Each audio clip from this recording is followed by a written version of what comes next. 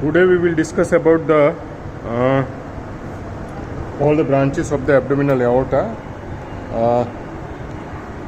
a revision of the abdominal aortic branches. I will reflect. This is a, here you can see this is a umbilicus, and this is a transverse colon. This is a small intestine. This is a stomach. This is a liver. I will first of all I will show you. This is a celiac trunk. And this is a trunk of the celiac trunk at the T12 level. It gives the first branch. It is a left gastric artery. It goes upwards at the lesser curvature of the stomach, and then it goes downwards. So this is a left gastric artery, and which is anastomosis with the right gastric artery. It is a branch of the hepatic artery. This is the right gastric artery, and it is at the lesser curvature of the stomach, both the artery, which is anastomosis. So this is the first branch of the celiac trunk. It is the left gastric artery. This is the second branch. It is a splenic artery, which goes behind to the stomach at the upper border of the pancreas, and this is the splenic artery. You can see here. This is it goes up to the spleen, and it enter inside the spleen. So that's why it is a splenic artery. And third artery, it is a common hepatic artery. This common hepatic, it gives a gastroduodenal branch, and this gastroduodenal, which here first part of the duodenum, behind to it, it makes the right gastroepiploic, and this is a superior pancreaticoduodenal artery. So this is the right gastroepiploic, which is anastomosis with the left gastroepiploic artery. This is a left gastroepiploic artery. Here you can see this is a left gastroepiploic artery, which arising from the splenic artery. It is a left gastroepiploic artery. So the common hepatic artery, it gives the gastroduodenal, then it goes to the hepatic, and it divides into the left and right hepatic artery. And here you can see it also gives the cystic artery. This is a cystic artery, which is a tear. So these are the branches of the celiac trunk. Main three branches: left gastric, splenic, and common hepatic. Common hepatic, again, it gives the right gastric branches. It gives the left hepatic, right hepatic. It gives the cystic artery. It gives the gastroduodenal branches. So this is about to the celiac trunk. The second artery, which is just below to the third part, in front of the third part of the duodenum, it is the superior mesenteric artery. I will reflect the large intestine, and I will show you the superior mesenteric artery. Here I will show you, this is the first branch, which goes inside the pancreas, and it supplies to the inferior pancreaticoduodenal. So this is the inferior pancreaticoduodenal artery. The second artery, I will keep the intestine into the anatomical position. Here I will show you, this is the second branch. It is inside the transverse colon into the middle colic. It goes to the transverse colon, it makes the middle colic, and it divides into the right branch and left branch. And here you can see this is the right colic. Right colic, it divides into the descending and ascending branch, and it supplies to the ascending colon. And here another branches. These all are the branches on the left side, which is emerging, are the jejunal and ileal branches. Here you can see this is the jejunal and ileal branches. This is the jejunal and ileal.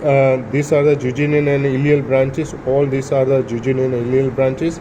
And the continuation, it is called the ileocolic artery. This is a continuation. It is called the ileocolic artery. So this is the ileocolic artery. So this is a continuation. It is a ileocolic. These are the jejunal and ileal branches, and we already discussed. This is the right colic. This is the right colic. This is the middle colic, and first one is the inferior pancreaticoduodenal artery. This is the first branch. It is a inferior pancreaticoduodenal artery. This is the inferior pancreaticoduodenal. So these are the branches of superior mesenteric artery, and third are the inferior mesenteric artery. It gives the lap colic. It gives the sigmoidal branches. This is the sigmoidal branches, and these all are the sigmoidal, and this is the superior rectal artery. Now I will show you the another branches of the abdominal aorta. Here you can see I will just reflect the abdominal aorta, and you can see here on the posterior aspect the artery which is passes. It is the median sacral artery. This is the median sacral artery. From the anterior side between the two common iliac, you can see this is a median sacral artery. You can see this is a median sacral artery. This is a median sacral artery. I will show you the other arteries on the posterior side, dorsal side. Here you can see these are the all are lumbar branches of the aorta.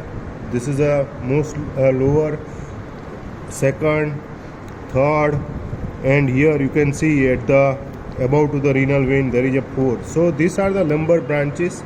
You can see it is the dorsal branches of the abdominal aorta. Here on the both side, these are the testicular artery, or it is called the gonadal artery. Here you can see this is a gonadal artery, which is goes inside the testis, So this is a gonadal artery. Other arteries are which supplies to the ear. You can see these are the two renal artery. I will show you. This is a renal artery.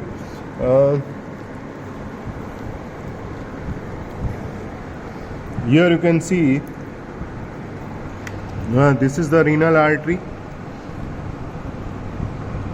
Just about below to the renal vein. This is the renal vein. It is the most anterior structure inside the hilum of the kidney, and this is the renal artery. So this is a renal artery, and the most upper part. Here you can see this is the left crus of the diaphragm, and over that it is the right crus of the diaphragm. Left crus it is extend up to the L2, and the right crus which is extend up to the L3 level, and this is the median arcuate ligament. It is a pierce to the diaphragm. This is the level of the T12. This is the artery. It is a celiac trunk, and just on the lateral aspect of the celiac trunk, this artery, it is the inferior phrenic artery. This is the inferior phrenic artery, and this inferior phrenic artery which gives the branches to the suprarenal gland. Here it is tear, but it is the branches which is given to the suprarenal. And I will just show you the branches from the abdominal aorta.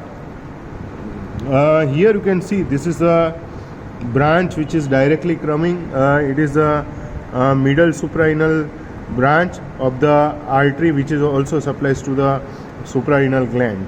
So this is the middle suprarenal artery. Lastly, the two terminal branches of the abdominal aorta at the lower level of the L4. It is a right common iliac and left common iliac, and this common iliac divided into the external iliac and internal iliac artery.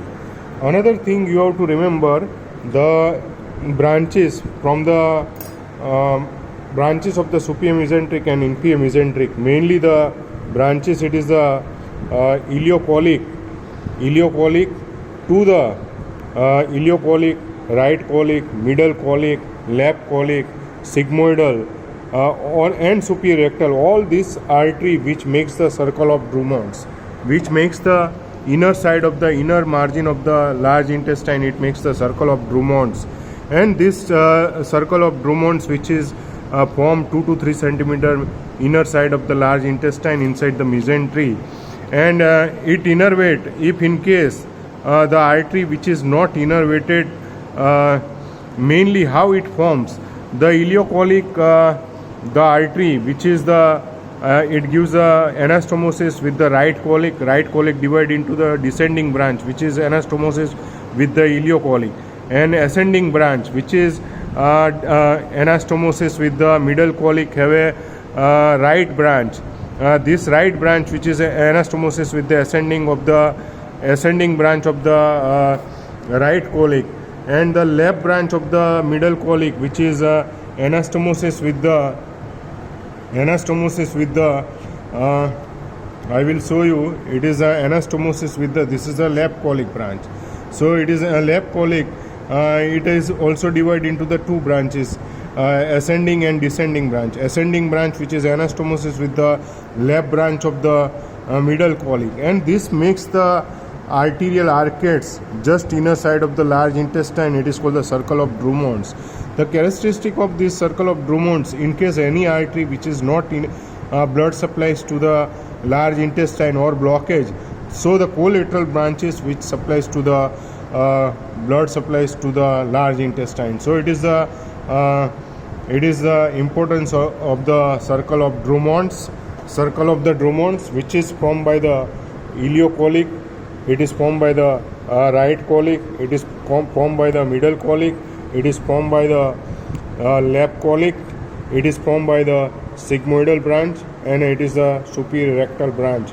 All these branches which makes the circle of Drummond's, and it supplies to the large intestine. It is from inner side of the large intestine. So this is about to the small revision of the branches of the abdominal aorta. Thank you.